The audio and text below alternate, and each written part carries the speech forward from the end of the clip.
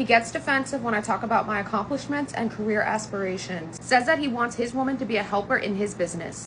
Okay, here's what you need to understand about men.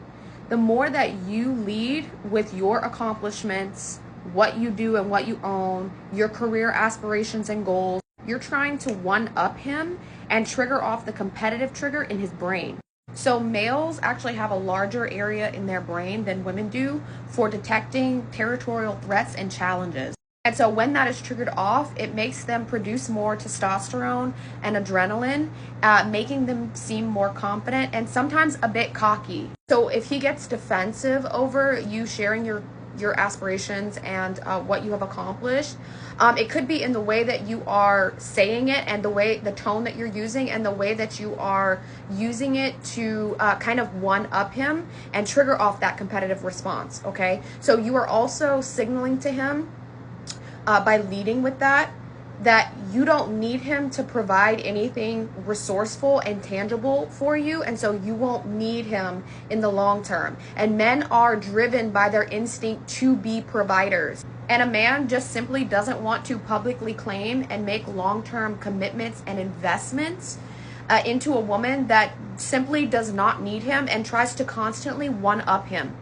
That language and that kind of vibe is specifically reserved for the world of testosterone, out in the workforce, competing, fighting for the highest spot in their jobs and in their businesses and in their careers.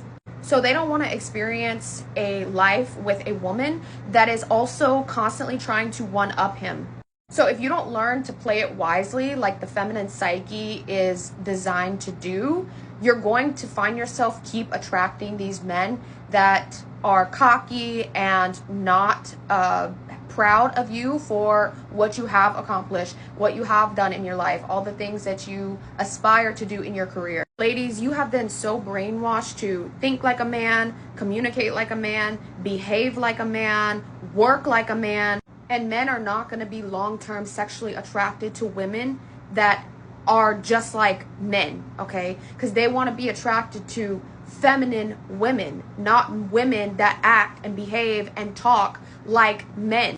Those two complementary forces, masculine and feminine, is exactly what creates the strong sexual attraction and polarity in the first place. So no, it does not mean that you can never share who you are and what you aspire to do in your career, but simply goes back to a matter of communication and the way that you are translating what it is that you want to say to him.